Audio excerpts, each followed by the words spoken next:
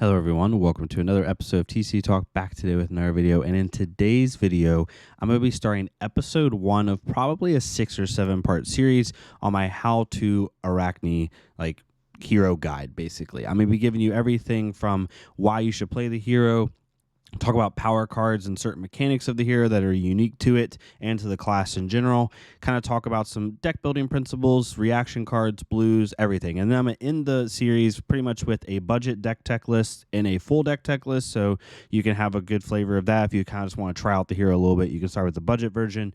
And then finally, I'll do some gameplay as well, which normally I don't do on the channel. I've been trying to get better at that, but I'll be doing that as well. So welcome.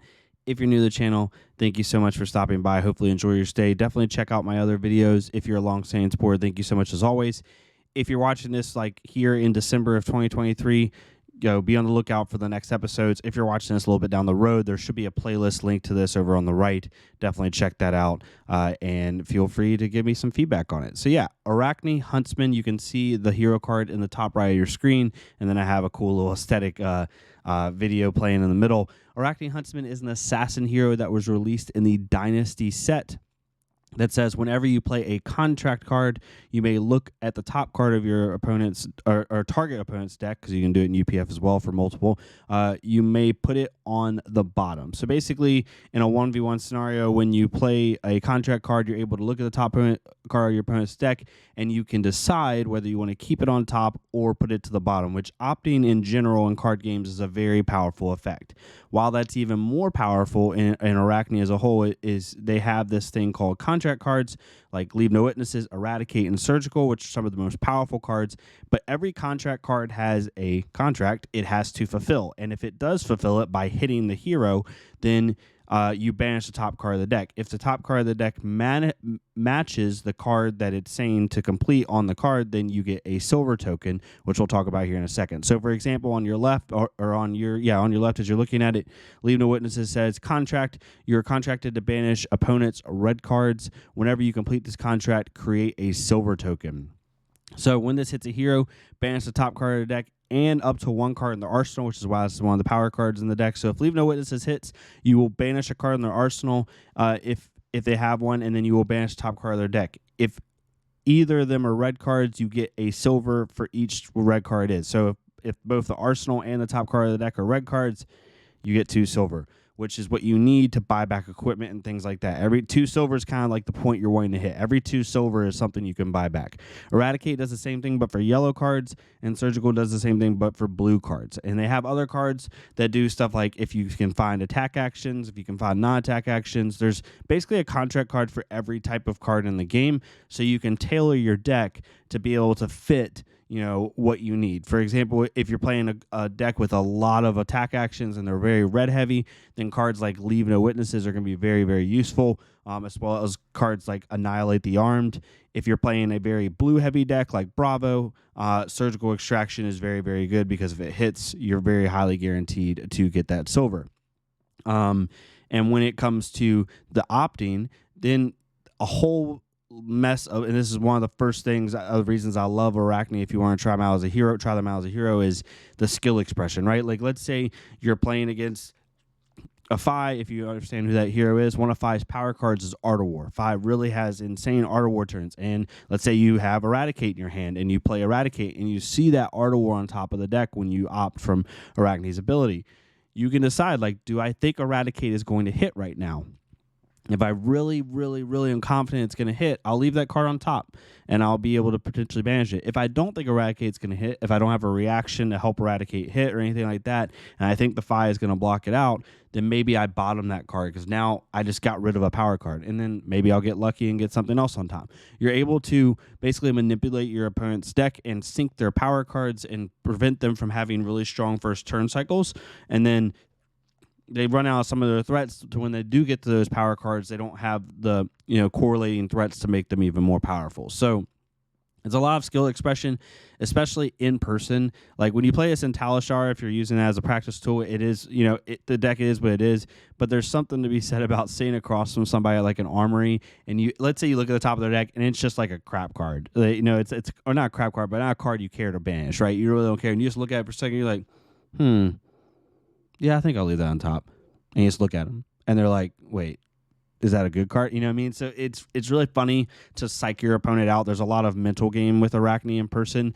So yeah, that's the basic core mechanic of the deck. The deck has reactions to help these cards hit. It has cards like Shred and Cut to the Chase, which we'll talk about in a later video. But your basic purpose of the deck is it's a fatigue style deck, whether through blocking or through showing threats like this.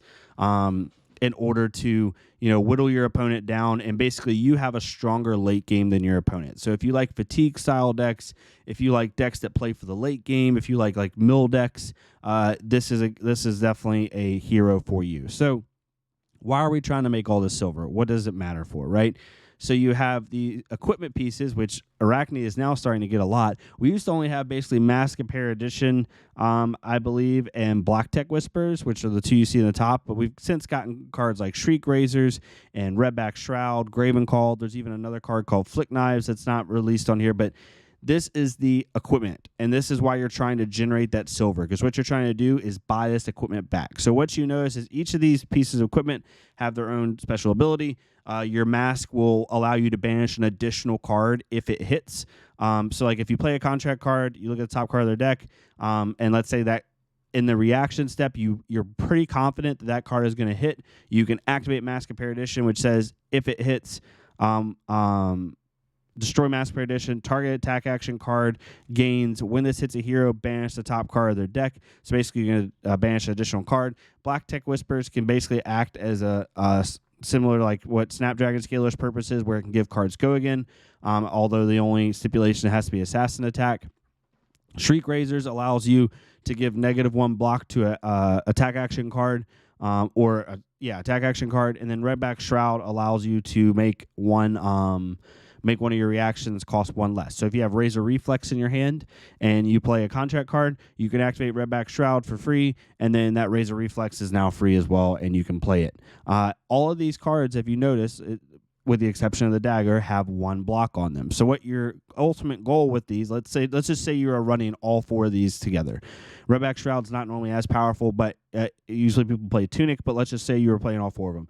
They all have 1 block to them. So you'd want to block with all of them, then you break all of them and use their abilities, and then you can generate, if you generate up to 8 silver, you can get all of these back, which means you get that block back. So you're able to get reoccurring uses from these and have that value. So there's 2 things that really drew me to the hero off of these. One is honestly just aesthetic. Like even down to the equipment, the aesthetic of the assassin is embedded in its kit, right?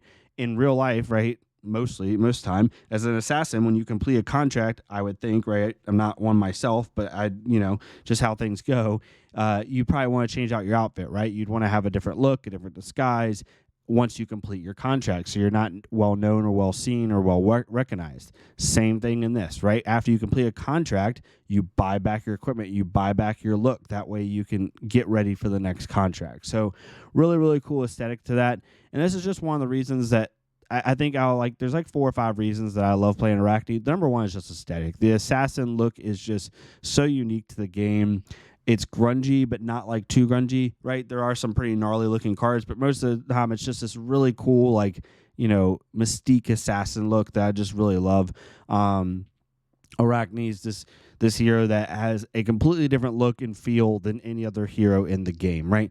Also, another reason if you to like Arachne is it's a mill class. So if you're coming from like Magic or coming from any other TCG where you like mill style decks where you're trying to eliminate your opponent's threats through more than just damage, then this is a class that you'll really align with. The third reason out of 5 that I really like this class is it's a new class, it has new support, right? Assassin's a very new set. It's less than a year old, a very new class. It's less than a year old, and both Assassins in current play right now, Uziri and Arachne, don't have a ton of living legend points. I don't see them going living legend anytime soon. They're not like unplayable heroes, but they're definitely not like at the top. So you'll be able to have them for a long time and have access to these cards for a long time. And with Assassin just being a new class in general, I think you're going to get continued support, right? Another reason I like this deck is there's this thing in Flesh and Blood. You have decks that ask questions and you have decks that answer questions. Decks that ask questions are constantly putting your opponent in the thought process of, What do I do? What do I do? You know, should I block this? Should I not block this? Are they going to hit? Are they not going to hit? Is this a bluff or is it not? Right? You're asking those questions. Like, I need you to really think about it. And you can psych your opponent out. You can trick your opponent through reactions. I love decks like that. I love like Katsu. That's why I love Katsu so much. That's why I love Arachne. That's why I love Uziri. I love decks that can like fake out my opponent, basically, right? Even in Magic, that's why I like ninjutsu decks, like from old Kamigawa. Like it's just my thing, right? So the other side of Flesh and Blood, which we won't get into super in depth, is decks that answer questions. They say like, no, I'm just gonna put my foot down, quite literally, and I'm gonna play a big attack with a lot of on hits, and there's no trickery to this outside of maybe like one or two things. You just have to, you have to answer my question. My question is, are you going to deal with it, right? So those are a little bit more front-facing, not as much trickery involved, and although very powerful, to me have a less aesthetic drive to them because of how they're set. And the last thing is Arachne is not, I'm going to be super upfront. This is December 2023. This might be different by the time you watch this video. Arachne is not like a top meta hero. Arachne is definitely an off meta hero, right?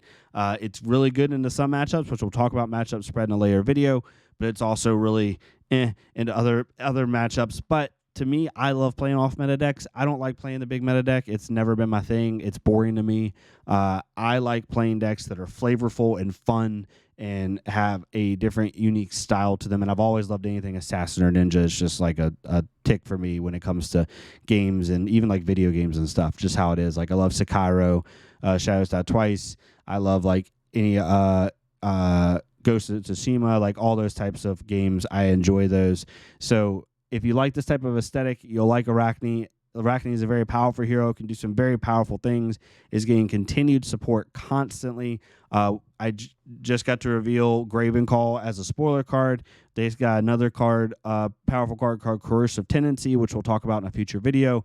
But the purpose of this video is just to kind of give you a look at the hero, what the purpose of the hero is, and kind of like why you should play the hero. I'll end it with this. There's a key strength and a key weakness to Arachne. Arachne's key strength is your opponent constantly has to ask the question of how do I deal with this attack, right? Especially opponents that can't block insanely efficiently, right? If I throw, let's just say I throw a Leave No Witnesses at you that we talked about before, right? And it's blocking for 4. I'll pull it up real fast. And it's attacking for 4. Let's just say you have 3 base options here. Do I not? And let's just say you have an arsenal. Don't have an arsenal, so it's not quite as powerful. You say, do I take 4 damage and they get to mill the top card of my deck, but I keep all my cards in hand? Do I block for 3, take 1 damage, still lose the top card off my deck? So now I've lost 2 cards and I take 1 damage. Or do I overblock it by 6 and hope that they don't have a good reaction, and I still lose 2 cards, but I take no damage? So in all those situations, they're losing a card, right? Which is the power of Arachne. And you have even more powerful cards like Surgical Extraction, which say if they hit, you get to target banish a card out of their hand, which is even more impactful, right? Like if I throw a Surgical Extraction at you and I have 1 card left in hand, so it could be a reaction like a Cut to the Chase, which gives it +3. As an opponent, you have to say, do I take 4 here and let them just take a card from my hand, which sucks? Now I only have 3 cards to my turn. Do I block 3 and they still take a card from my hand, which doesn't make any sense at all, right? So now they've taken 2 cards from my hand and still dealt a point of damage and taken the top card of my deck. Or do I block for 6 and hope that they don't have a Cut to the Chase? Because if they do, then they take a 3rd card out of my hand and still deal point damage. So you can see like the power in that, right? And the ability to really manipulate your opponent's thinking process. That is the key strength with Arachne. The key weakness with Arachne is one thing, if you know anything about Flesh and Blood, you notice that these cards don't have Go Again. Arachne does not have a lot of action point economy. So when you play against heroes like Dromai and heroes like Prism, or heroes that are able to develop a board state or develop a lot of threats that you have to deal with, it can be very difficult to deal with those threats efficiently. You can use your daggers. You can use some Go Again cards like Hurl and Enlightened Strike and stuff like that to be able to help deal with those threats. But Arachne generally has a weakness against any hero that can develop a board state. The other kind of, and this one's not as big of a weakness, it's something you kind of have to build your deck around, but if you play a hero that has really good block efficiency like Bravo or Decimator Dory, then these contract cards can have a hard time hitting because you really have to invest a lot of resources, a lot of reactions to get them to hit. But there's also a skill expression in that, because honestly, if they're blocking 4 or 6 every single hand, even with D-reacts, eventually they're going to run out of their defensive efficiency, and you're going to be able to push through, and that's where your pitch stacking comes into play. Very skill expressive hero, and be able to do it that way. So overall, I like Arachne. It's honestly my favorite hero aesthetically in the game, more than Katsu, more than anything else. It's a hero that once I get the new Coercive Tendency card that's coming out in February of 2024 at the Heavy Hitter set and the expansion slot, it's probably going to be the main hero I'm going to be playing all my armories and all events, barring if it's, unless it's genuinely unplayable, which I don't see it being. Really, really love the hero. But I hope you love it too. I hope you have a general interest in the hero. I'm sure that's probably why you're here. Be on the lookout for my other videos. I'm doing like a video on reactions and blues. I'm going to be doing a video on power cards, and if you can't afford those power cards, how do you replace them? I'm going to be doing deck tech guides, general meta like matchup spread as of like December 2023, and just kind of go through that, as well as give you some video and gameplay as well. So hopefully you enjoyed this. If you did, please leave a like, comment, or subscribe. Let me know what I can tell you better about this hero. If I missed anything, leave it in the comments down below. I'll answer it. Any questions you have. And yeah, I'll see y'all next time on TC Talk. Thank y'all so much, and have a great day.